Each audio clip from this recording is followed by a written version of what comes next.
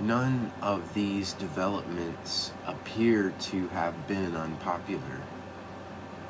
Police reports suggest a general approval in Paris for the closure of the Jacobins and the execution of Carrier. The main source of discontent in the capital during the second half of 1794 was economic. On 7th September, as the brief Jacobin revival was beginning, the convention extended the law of the maximum for another year, signaling its intention of keeping the economy under control. But during the crisis of the summer, the fall in the value of the assignat had once more accelerated. Between August and December, it fell from 34 to 20%. Accordingly, although on 9th of August, the post-Robespierrist Commune abandoned the draconian wage controls that had turned Paris against the tyrant, fixing far more generous rates, there was agitation for higher wages throughout the autumn. Government munitions workshops led the way. But rather than yield to their demands, in January the convention simply closed them down. Even more serious was the scarcity of basic commodities, which ensured that when available, they sold at prices far higher than those authorized under the maximum. Everything, he noted a police report in October, is selling in the markets above the maximum, adding, more surprisingly, that the people are saying that this law is unenforceable and that unlimited freedom of trade is only remedy for its ills. The deputies of the convention, of course, had always believed this. They had only accepted the maximum under popular pressure in their recognition that it had worked in the years since its imposition was never more than grudging. When they began to hear that, even among the populace, support for it was waning. They once more allowed their convictions to guide them. Price controls, they thought, had worsened the very scarcity and hoarding they had been intended to curtail. Only a free market would restore abundance, not to mention reanimating foreign trade, which had languished under a controlled economy. A report on the whole issue was commissioned, and early in December the result was a recommendation that the maximum should be abolished. On 24 December, the recommendation was accepted.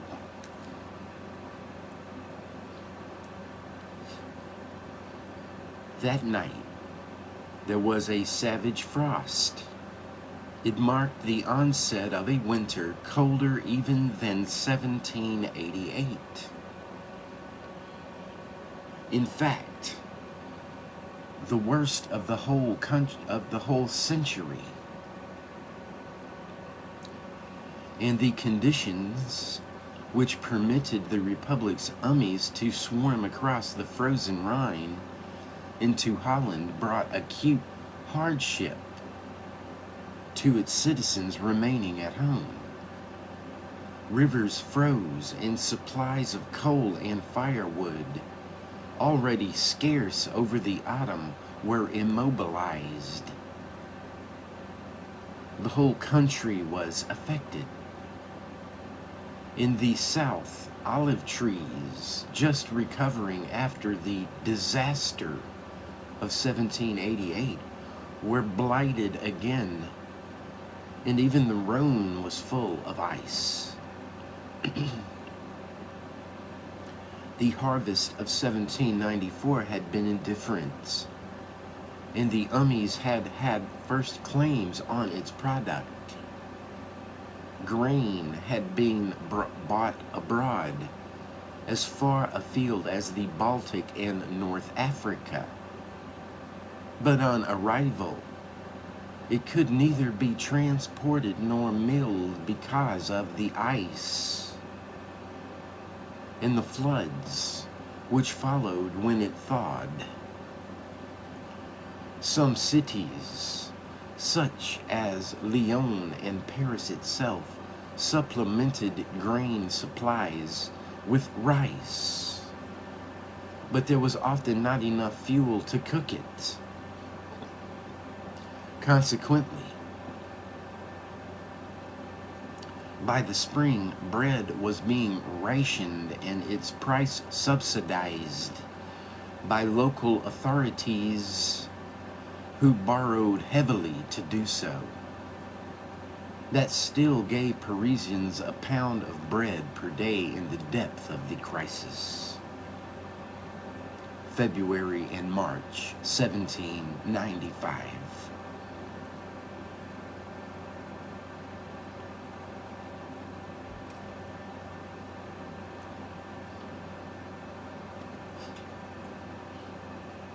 But in the provinces, the ration was often much less and not as frequent. Most other prices, meanwhile, rocketed once the maximum was abolished. Meat went up by 300% during December and April in Paris. Butter more than doubled. Hungry people froze to death in the streets in January 1795. Others killed themselves before it came to that.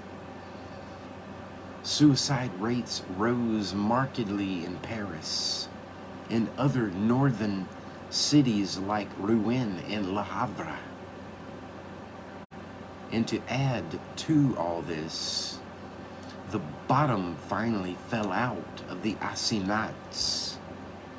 With the abolition of price controls, the government itself was forced to pay market prices for the massive supplies it still needed to sustain the war effort. Taxes came in sluggishly as the agencies of government were paralyzed by political uncertainties, and farmers' incomes were shorn by harvest shortfalls.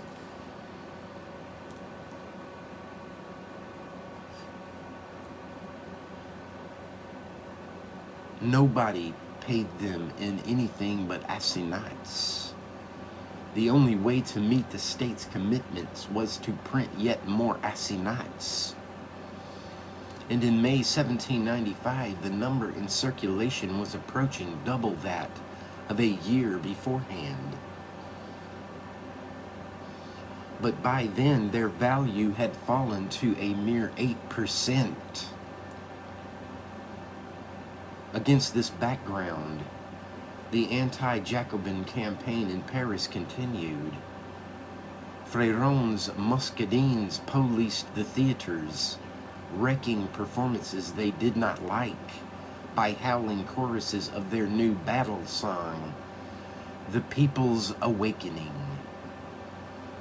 They also tried to drown the Marseillaise when it was sung, claiming that it was a mere Jacobin anthem. People in red caps were attacked, trees of liberty cut down, terroristic wall slogans painted out.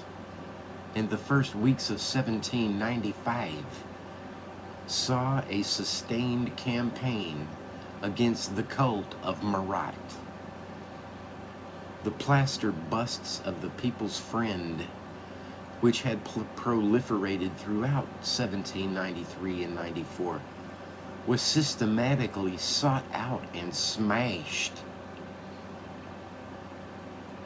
Various attempts were made to demolish a memorial erected to him outside the convention hall, while the right-wing press began to call for the removal of his remains from the Pantheon.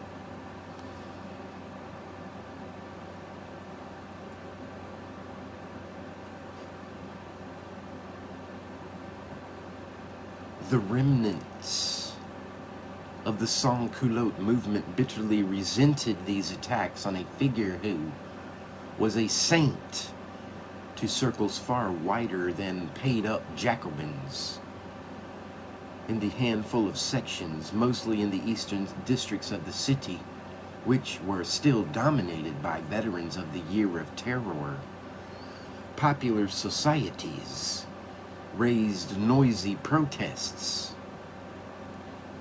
Their efforts were encouraged by a new journal, Le Tribune de Peuple, published clandestinely by the hitherto obscure extreme Democrat and former feudal lawyer Babeuf.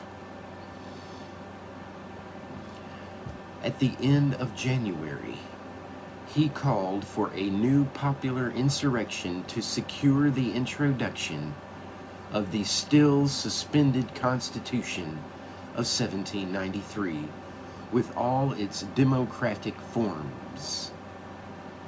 As a rallying cry, it proved completely counterproductive. A week later, an intensive police search ended in Babeuf's arrest, and the convention ordered the closure of the popular societies.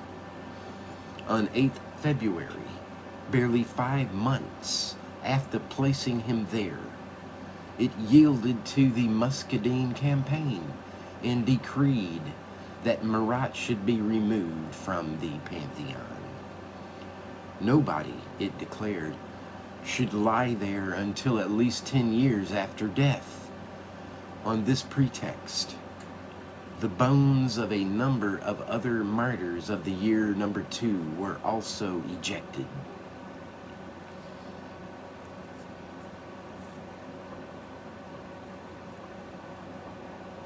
By now, in fact, the tide of reaction was flowing too strongly for the convention to make any further pretense of standing against it.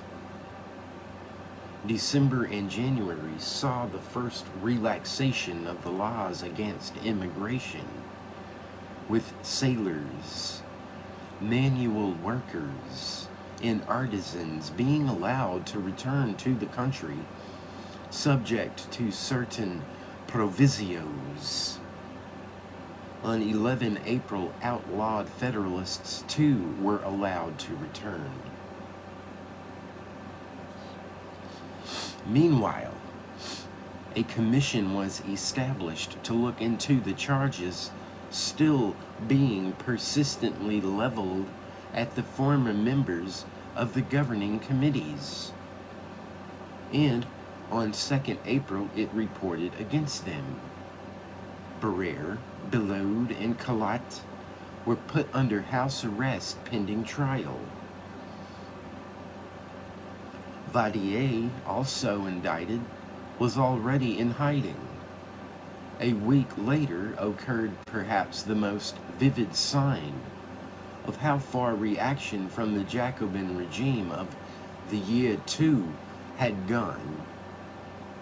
Churches reopened for public worship during its last fleeting endorsement of Jacobinism. On 18 September 1794, the convention had carried the drift of the revolution since 1790 to a logical conclusion when it finally renounced the constitutional church.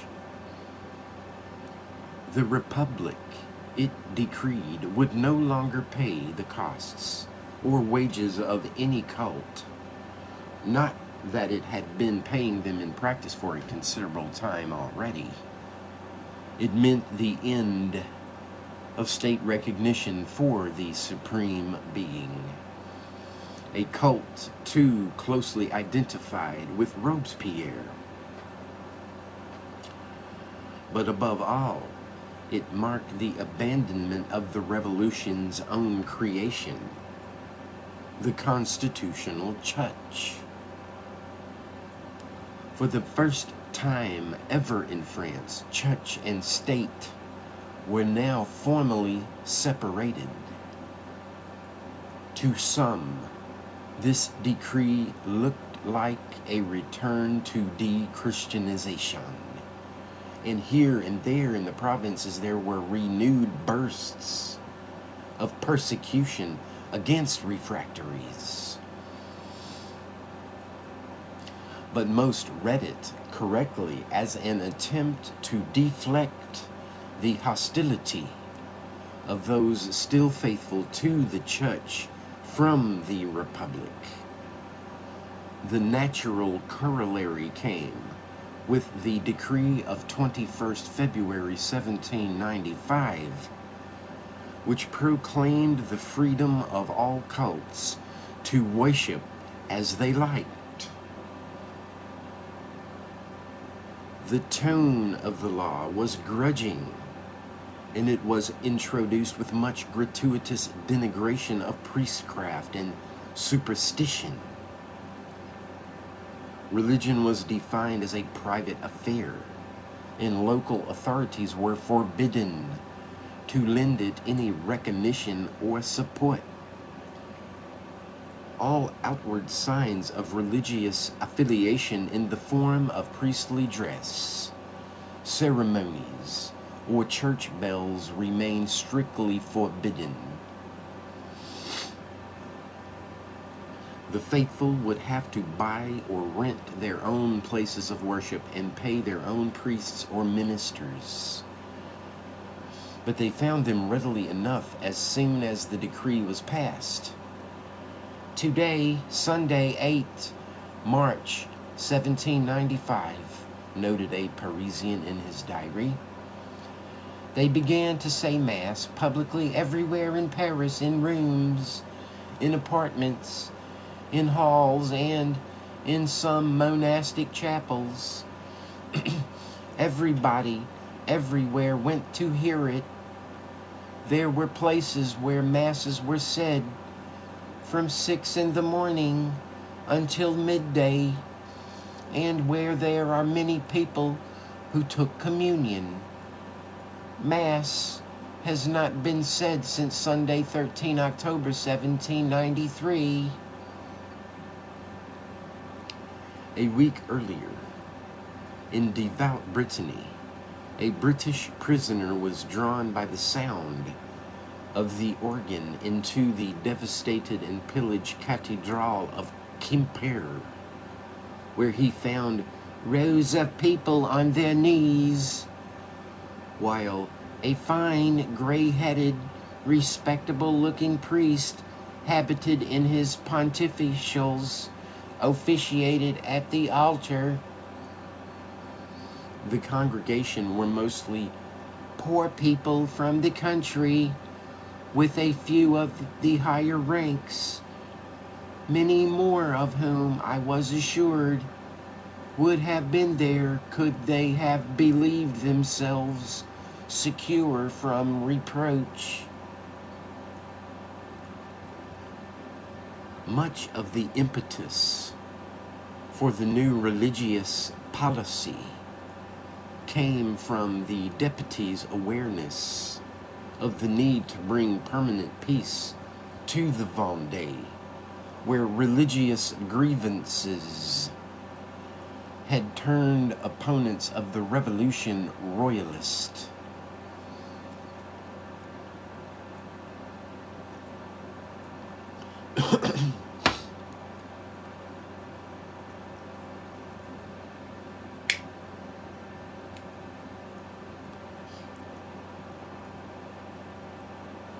Although the rebels' defeat at Sévigné in December 1793 had ended the Great War of the Vendée, Turreau's vicious reprisals of the following spring had done nothing to reconcile the remaining population to the Republic. Their effect was to embitter the whole region yet more rather than to pacify it.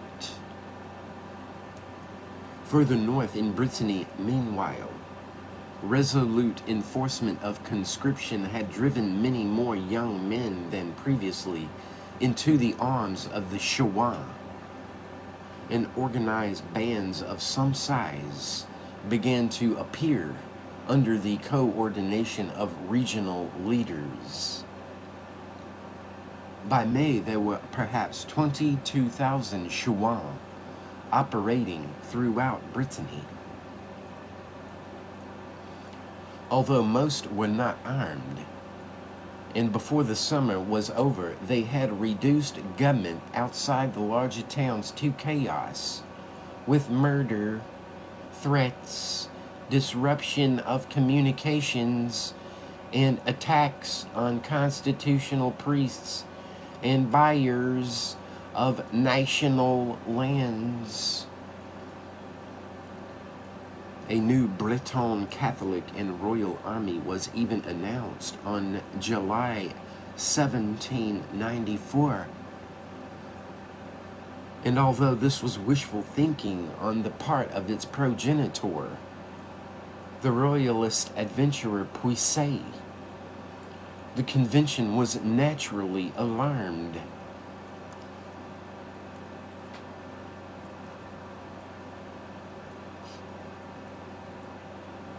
Rural insurgency had put much of the West beyond the Republic's control, and only well-garrisoned ports seemed to be preventing the British from coming to help the rebels.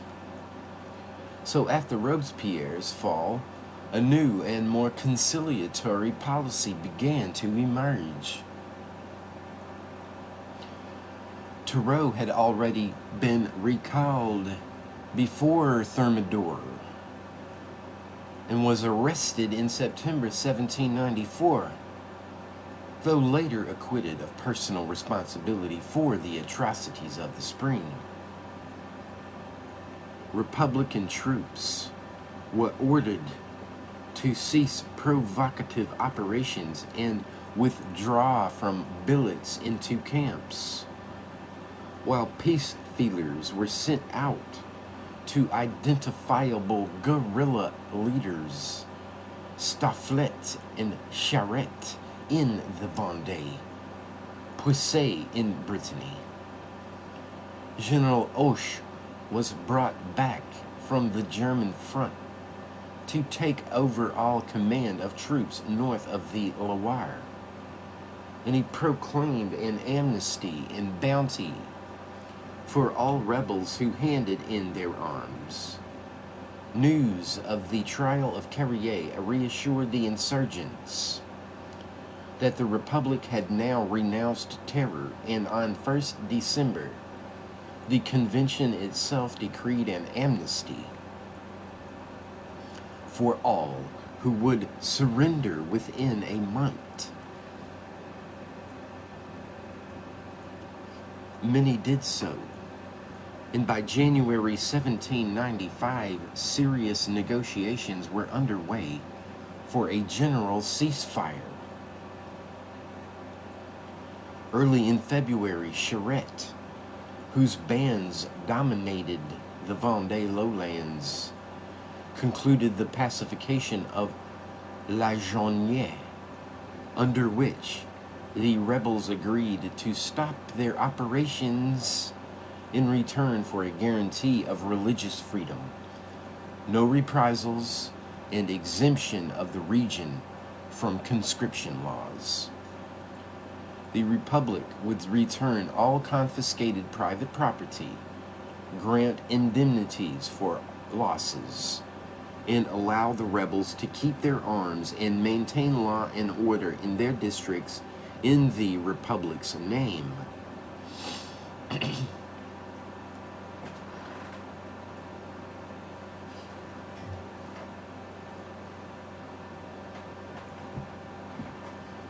All the Republic did not and could not concede to the rebels was the restoration of monarchy in the state, within the state that it now recognized.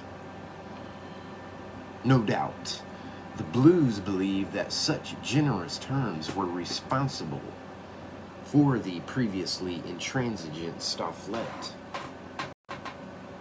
acceptance of similar ones for the Vendée bocage early in May, and their extension to the Chouans of Brittany under the Treaty of La Mabille on 20th of April. If so, they were seriously mistaken.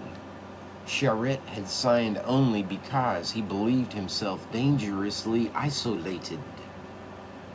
The other two armistices represented mere playing for the time by the rebels, who by then had received secret assurances that Puiset and persuaded the British to mount a major expedition against the Breton coast. When Charette was alerted, he assured the others that he too would cooperate with the expedition.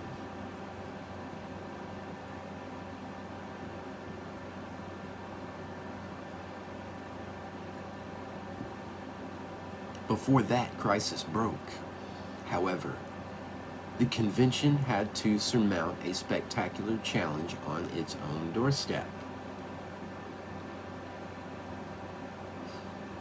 The last attempt of the people of Paris to coerce the nation's deputies in the now legendary manner of 1793. For ordinary Parisians, all that had made the terrible winter of 1795 endurable had been the regular bread ration which the convention had determined to maintain. But by the beginning of March, its ability to guarantee even this was crumbling. With it crumbled the remarkable popular confidence which the deputies had been able to retain in the depth of the winter's misery. Queues at bakers' shops began to lengthen, rations were cut, and on some days, some districts had no supplies of bread at all. That the shortages showed that the Republic had failed. But the initial instinct of the women, who were the first to experience empty food shops, was not to dream of taking the sickly Louis XVII from his lonely confinement in the temple and setting him on the throne. It was to remember the controlled economy of the Terror. There is talk, reported a police spy on 16 March, of the regime of before 9 Thermidor.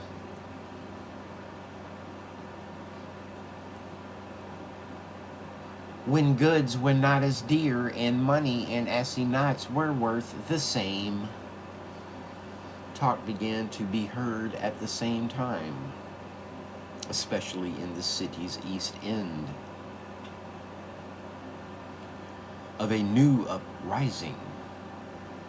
Yet at the same moment, the convention was reintegrating surviving Girondins now out of hiding, such as Longuenet, Isnard, and Louvet, who had made their names denouncing the sans-culottes.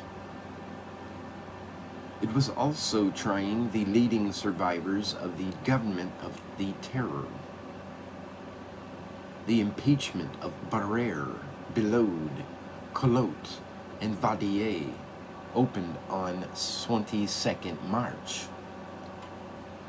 And when bands of women petitioned the convention for better bread supplies, they had to push their way through crowds of aggressive, smirking muscadines who mocked their distress.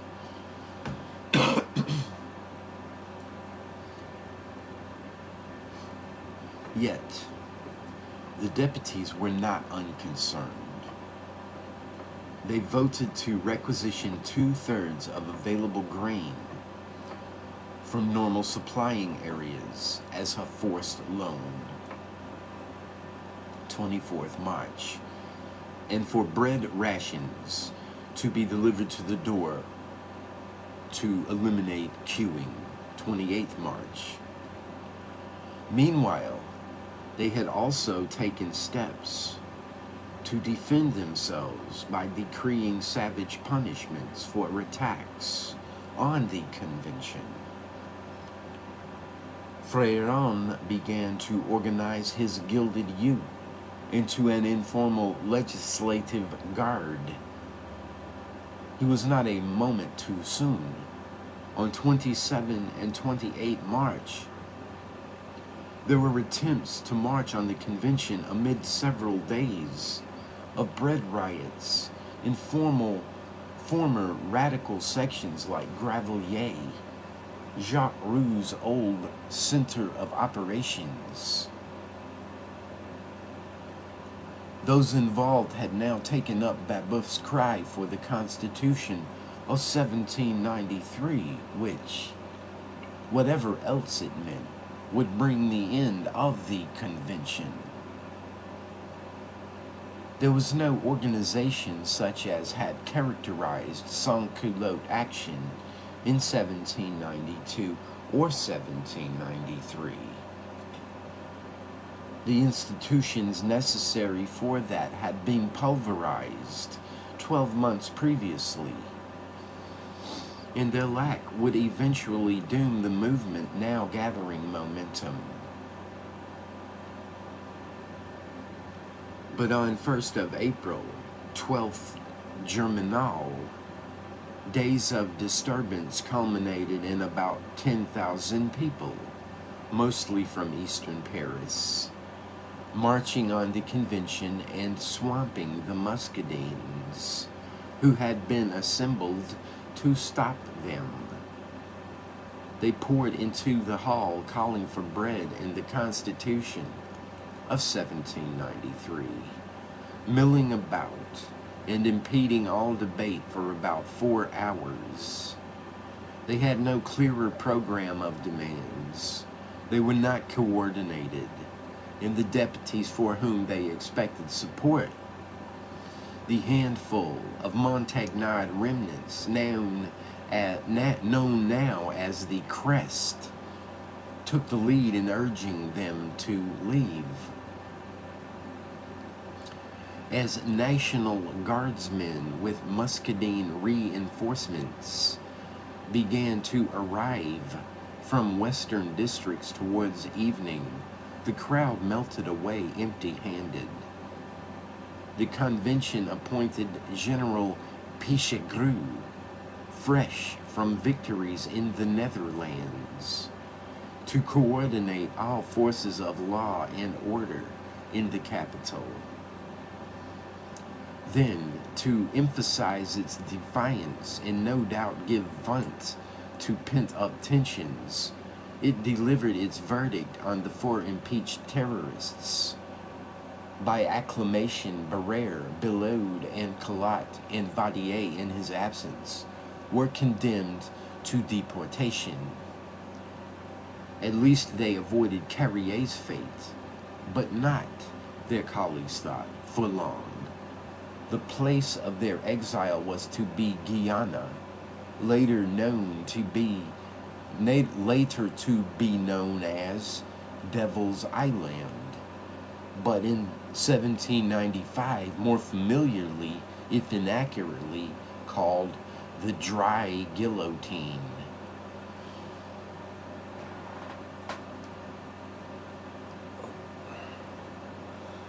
In the Parisian context, the gesture was merely provocative. And over the next few days, the city remained very unsettled, with talk of new marches and demonstrations. Pichegru's response was to disperse large gatherings and order the arrest of anybody with a suspicious record. On 10 April, the convention backed him up by authorizing the disarmament of all those known in their sections as activists during the terror.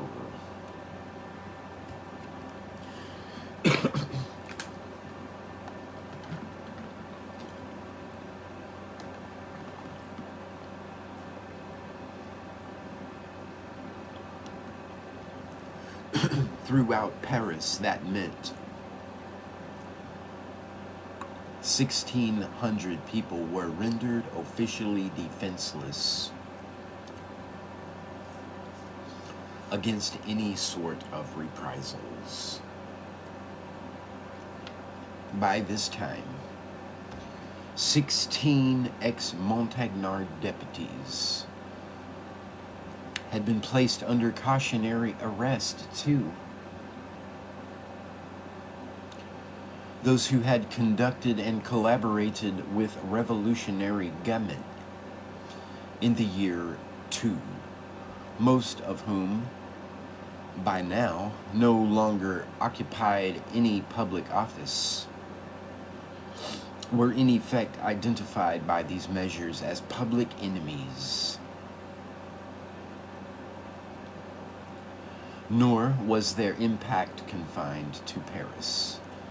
In the provinces, as the spring weather thawed, the paralysis of that ice-bound winter, the new measures proved the signal for an outburst of counter-terror.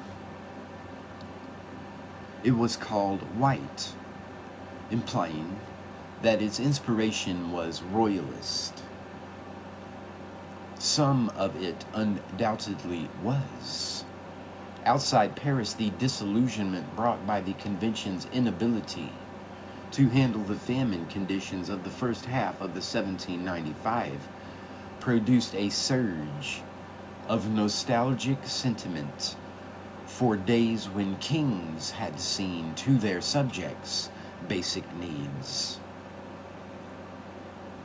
In the Department of the Guard, around that original centre of counter-revolution, Nimes, companies of the Sun emerged to terrorize former terrorists under the direction of men who had never been anything but royalists and were in touch with agents of the Count d'Artois. The companies of Jesus in the Lyon area were similar. but mostly the White Terror was motivated by little more than vengeance for the cruelties and tragedies inflicted by its victims when they had been in power the year before. It was closer to the anarchic terror of 1793 than to the well-organized machine of the subsequent spring. Nor was the guillotine, that symbol of all the counter-terrorists abhorred in their enemies, a feature. White Terror operated through lynch mobs and murder gangs, abductions and ambushes.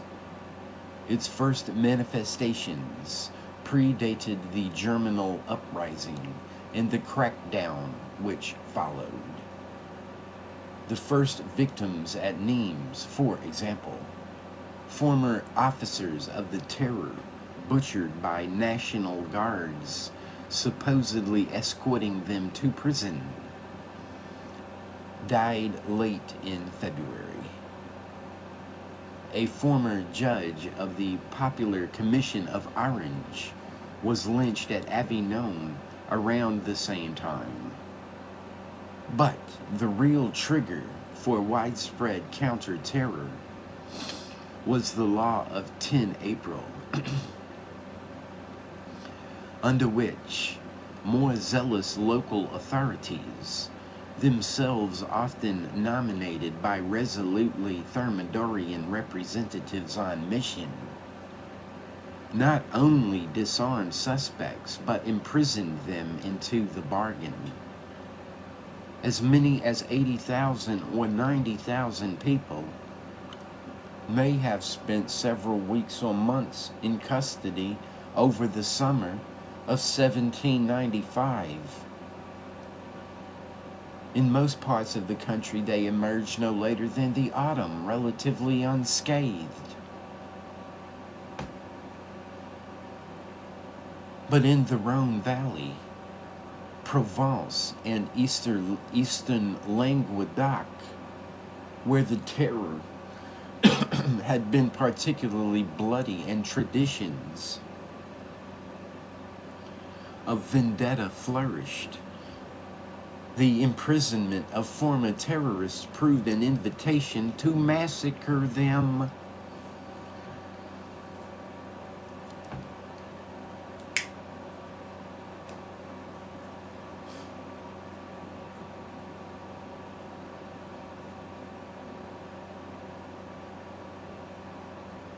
Thus, on 4th May, in blood-drenched Lyon, the prisons were systematically attacked by huge crowds. In between 100 and 120 of their inmates hacked to death. A week later, 60 prisoners perished similarly in Aix, 24 in Tarascon on 25th May, and on 5th of June, a further 100 were dispatched in Marseille with the open connivance of a representative on mission.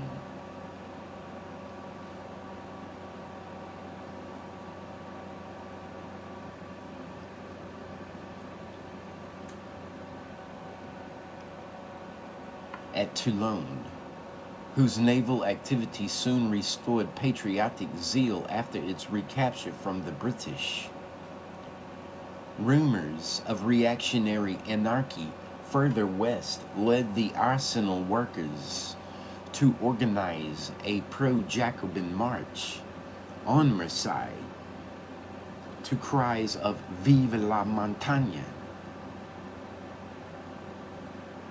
Thousands set out on 17 May, but a week later they were dispersed by a mixed force of regular troops and National Guards. And in addition to the 40 or 50 killed, then another 52 were sent to the guillotine by a special military commission established to try those involved.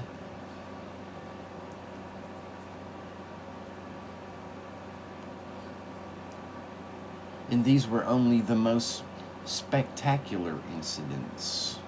Isolated murders, beatings, and other atrocities became commonplace throughout the Southeast over the summer, perpetrated mostly by gangs of young men like the Parisian Gilded Youth in their elaborate and ostentatious clothing, arrays of offensive weapons, and determination to evade conscription.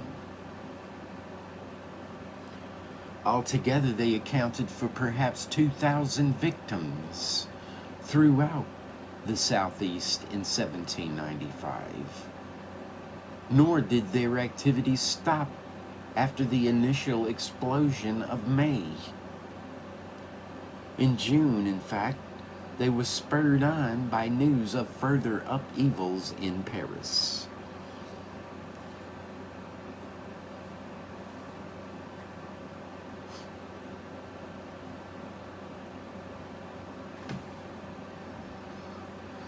Warned by the great demonstration in Germinal, the convention decreed the supplementation of bread rations in Paris with rice and biscuits when it was deficient. But the still chronic shortage of fuel meant that rice remained uncookable, and meanwhile the bread shortage got worse. There was simply no untapped reserves of grain anywhere in France. And British control of the sea kept supplies from abroad completely uncertain. Thus, rations in Paris continued to diminish in April and May, and only the weather improved. All Paris, noted diarist on 22nd April, has been reduced today to a quarter pound of bread each. Never has Paris found itself in such distress. But by the beginning of May, it was down to 2 ounces. Populist gestures like the execution of Fouquier Tinville and other personnel of the Revolutionary Tribunal on 7 May failed to divert the starving populace.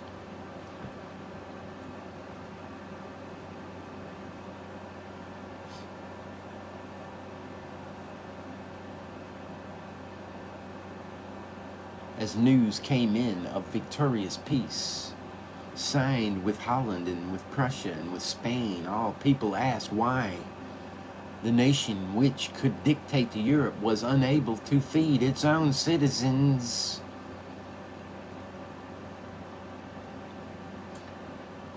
Frantic women threw accusations of cowardice at their menfolk for not storming the convention and insisting on more bread at whatever cost.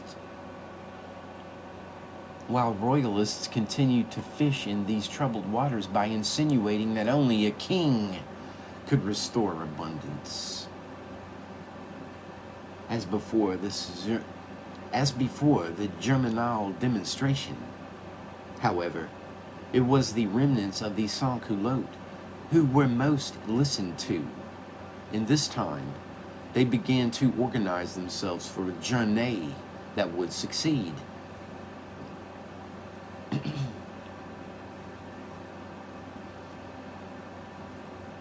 Sectional assemblies began to meet regularly, as in the old days. Some declared themselves to be in permanent session. And by 15 May, rumors were rife that a new explosion was imminent. On the 19th, the signal was given by the publication of an anonymous pamphlet entitled People's Insurrection to Obtain Bread and Recover Our Rights. And the next morning, the familiar sound of the tocsin was heard in the eastern working districts north and south of the river. In the revolutionary calendar, it was First Prairial.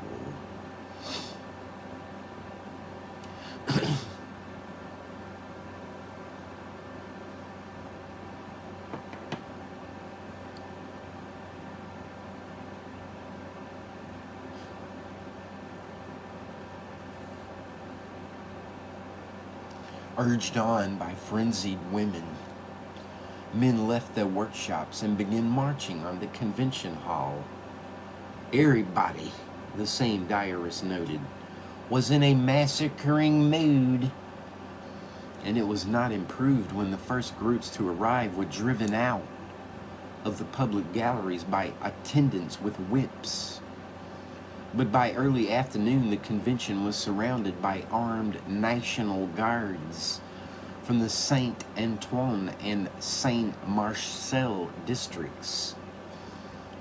And when the Deputy Ferraud and a group of colleagues tried to stop them entering the hall, he was shot. The crowd then hacked off his head and burst through the doors carrying it on a pike, to the sound of more shots and cries of bread and the Constitution of '93. And once inside, the insurgents demanded more. The release of imprisoned patriots, permanent sessions in the sections, reintegration of an independent Paris Commune, compulsory food searches, the arrest of returned émigrés and of deputies who persecuted Jacobins. Vive la montagne, they cried. And this time their force seemed so overwhelming that the deputies of the Crest, so far from asking them to leave, publicly took up their demands. But earlier in the day, the governing committees had issued a general appeal for troops and armed citizens to come to the convention's rescue. And while excited Montagnards were compromising themselves inside the hall, loyal forces were massing outside.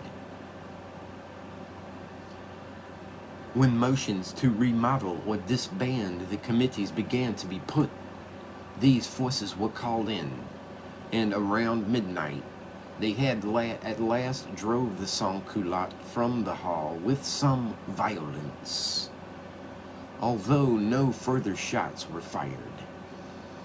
But the crisis was still far from over. Throughout the small hours, the insurgents issued appeals for reinforcements to the sans-culottes of Saint Antoine, and the National Guards of the eastern sections responded by bringing out their artillery. By mid-afternoon on 21st May, they were drawn up outside the convention with a crowd of 20,000 in support. Perhaps twice that number confronted them, but they were not all reliable. At one point, some of their gunners defected to the other side. Yet, nobody was keen to open fire. Although there were plenty of regular troops on the convention side, there were also thousands of ordinary citizens barely indistinguishable from those who faced them, and just as hungry.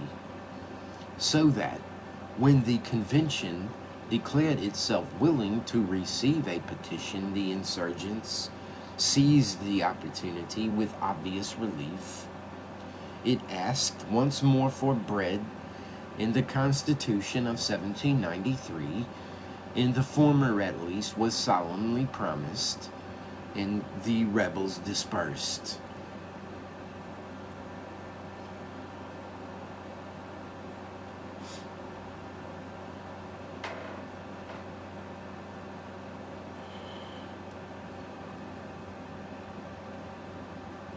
They had lost the initiative, and they never regained it. The convention had already shown in the early hours, once the hall had been cleared of intruders, what it really thought of the sans-culotte demands by burning the record of all the votes taken under popular duress and decreeing the arrest of the 11 Montagnard deputies who had moved them. Many thought, and some historians still think, that the governing committees deliberately allowed the crest time to incriminate itself before unleashing their own forces.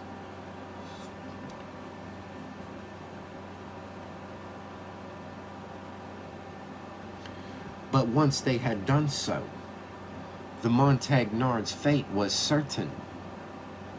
Accused not merely of taking advantage of the attempted insurrection, but also, quite unjustifiably, of planning it. They were sent for trial before a special commission on 12th June. One of them killed himself beforehand, and his example gave the others a lead when the inevitable conviction was pronounced on 17 June. 6 were condemned to death, but 4 cheated the guillotine by stabbing themselves as they were led from the court in what they appear to have planned in advance as an ultimate act of exemplary patriotic defiance.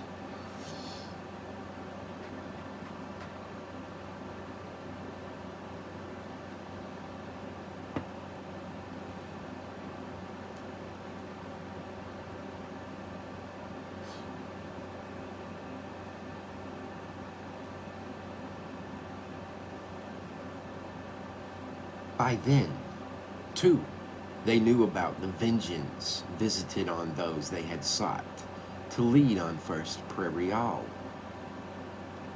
The very day after the confrontation of 21st May, the convention gave orders to surround the entire Saint Antoine district. As regular troops moved slowly up, some sections hesitated to commit their National Guards to a plainly punitive action, especially in concert with jubilant muscadines now massing outside the barricades thrown up by the district's inhabitants. A first attempt by the muscadines to invade the area was repulsed. But as the ring tightened, outside sections came into the line behind the convention's demand that the murderers of Férode should be given up, along with all arms.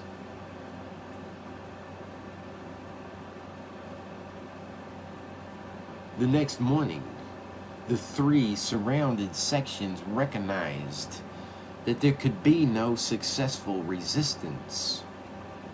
They surrendered, and within days, Férode's assassins had been guillotined.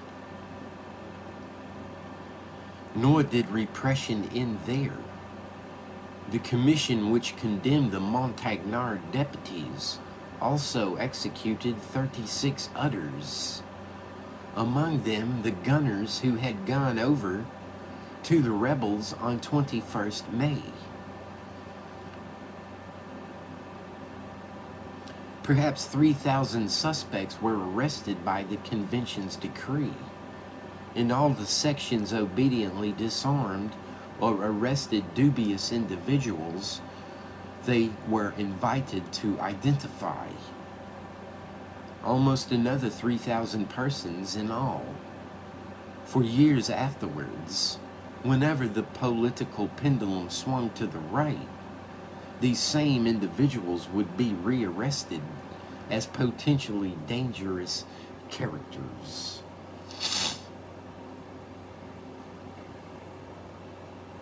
But most of them had only been dangerous in the context of an organized popular movement, and that, emasculated in 1794, was finally destroyed forever by the failure of this last sans-culotte insurrection in 1795. Naturally, there was no question now of implementing the Constitution of 1793, if indeed there had ever been. Already in February, leading deputies had agreed that it would be completely unworkable and needed total revision. And now it was also a standard of rebellion. Yet, the convention remained aware that, like the constituent before it, its basic reason for existence was to present France with a constitution that would give stable and enduring expression to the revolution's ideals. But did that aspiration exclude monarchy? Monarchist sentiment had clearly burgeoned during the economic distress of the spring, and perhaps some more conservative deputies hoped that Louis XVII, brought up by sound constitutionalists, might yet become an acceptable monarch. But on 8th of June, the 10-year-old orphan died of scrofula, the very disease so many in 1775 had still believed his father's touch could cure. The Count de Provence, who ever since the execution of Louis XVI had styled himself regent of France, at once proclaimed himself Louis XVIII. And on 25th June, from his exile in Verona, he issued a declaration which completely destroyed any hope of agreement with the men who ruled the kingdom he claimed. In it, he announced that once restored, he would bring back the three orders in society, the church, and in fact the whole regime, with the exception of certain unspecified abuses.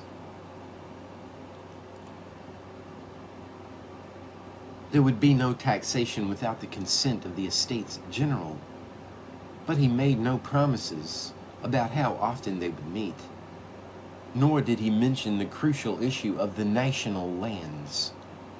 He did offer an amnesty to his erring subjects, but not to regicide deputies. In short, he did nothing to reassure anybody whose support would be essential for a successful restoration, and cut the ground even from under the constitutional monarchists who hoped for a return to something like the Constitution of 1791. He made a Bourbon restoration by agreement impossible. Yet, in June, that scarcely seemed to matter. Confident counter-revolutionaries were about to attempt it by force. And that's the end of chapter 12.